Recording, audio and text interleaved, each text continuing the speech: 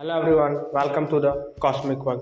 अभी कॉलेज से आने के जस्ट बाद मैंने सीएल का एपिसोड नंबर 2 देखा और इस एपिसोड में स्टोरी तो उतनी आगे नहीं बढ़ती, पर इसमें हिडन डिटेल्स भर भर के थे। तो ये इसके स्टोरी, हिडन डिटेल्स और इस तरह के बारे में बात करते हैं। So let's start with the intro.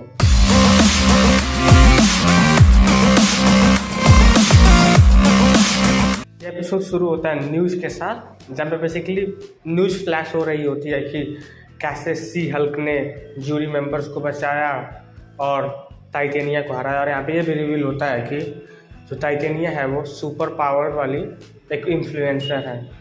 और बेसिकली सब लोग जान जाते हैं कि जो जेनिफर वॉल्टर्स है वो सी हल्क है और वो काफ़ी फेमस भी हो जाती है। और जूरी मेंबर्स के जान बचाने के लिए कहाँ उसको रिवॉर्ड मिलना चाहिए था, लेकिन उसको उसके जॉब से निकाल दिया जाता है क्योंकि उसकी कंपनी को लगता है कि उसके सी हल्क होने की वजह से ज्यूरी का जो डिसीजन है वो मैनिपुलेट होगा। इसी रीजन की वजह से उसे और कोई लॉ कंपनी हायर भी नहीं करती, जिसकी वजह से वो डिप्रेस हो जाती है और जॉबलेस भी। जो कि बेसिकली ये दिखाता है कि सुपर हीरो बने रहना इतना भी आसान नहीं जितना लगता है। उसके बाद क्योंकि जेनिफर वॉल्टर जॉबलेस है तो एक जॉब सर्चिंग वेबसाइट खुली रहती है और भाई साहब उसके लैपटॉप स्क्रीन पे भर भर के इस तरह के होते हैं।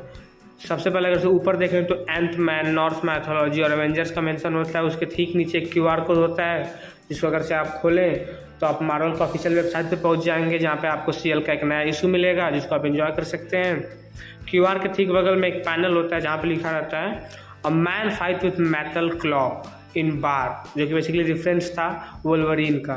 ये पहला टाइम है जब एमसीयू में वुल्वरीन का मेंशन हुआ है। इतने सारे इस तरह एक ही बार फेंक के मारने के बाद मार्वल एक और बहुत फनी सीन दिखाता है जिसमें हम लोग को ये दिखता है कि जो सी हल्क का वॉलपेपर है वो कैप्टन अमेरिकास एस है। जी हाँ, आपने सही सुना, captain America's ass is the love of She Hulk. फिर उसके बाद वो बेसिकली फैमिली डिनर में जाती है जहाँ उसके रिलेटिव उसकी खूब बेइज्जती करते हैं क्योंकि उसकी जॉब चली गई रहती है।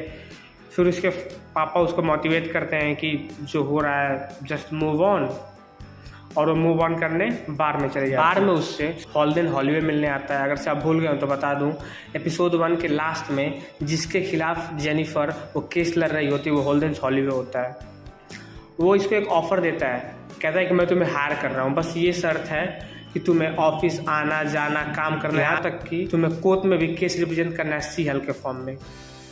वैसे जेनिफर को सी हल्क बनना पसंद तो नहीं रहता है, फिर भी वो मजबूरी में हाँ कर देती है।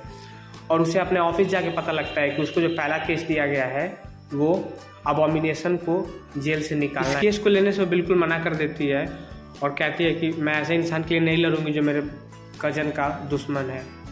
फिर उसका बॉस हॉलीवे कहता है कि तुम ये डिसीजन लेने से पहले एक बार अबॉमिनेशन से मिल लो।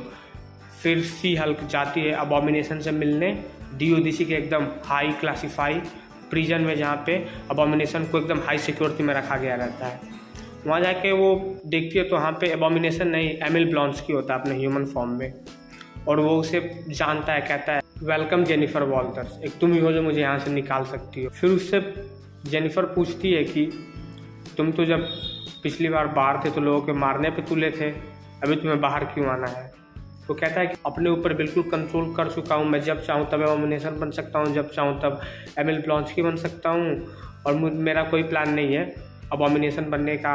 मेरे 7 दोस्त हैं जिनके साथ मैं अपनी आगे की लाइफ बिताना चाहता हूँ। ध्यान दीजिएगा, 7 दोस्त।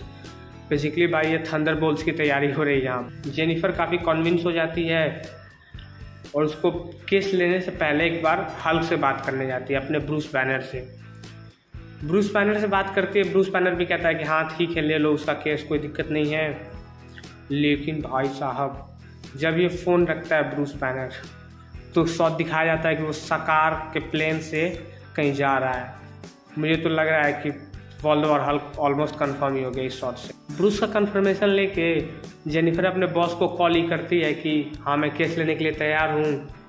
तब तक उसका बॉस कहता है कि पहले न्यूज़ तो देखो, और न्यूज़ में वही क्लिप दिखाई जा रही होती है शैंग-ची की, और न्यूज़ फ्लैश हो रही होती है कि अबॉमिनेशन हुआ फरार, पता नहीं कैसे वो एक फाइट रिंग में पाया गया, और यहीं पे एपिसोड ख़त्म हो जाता है। और सो ओवरऑल एपिसोड की बात करें तो ठीक ही ठाक था, उतना ऑन द पॉइंट नहीं था, लेकिन हाँ बढ़िया थे, इस तरह के भी बढ़िया थे। सबसे बेस्ट तो मुझे वो लगा था जब सकार में हल्क कहीं जा रहा है, वो भाई समझ लो कि world war Hulk almost confirm ही हो गया है। आपको कैसा लगा एपिसोड कमेंट में बताएं। Thanks for watching.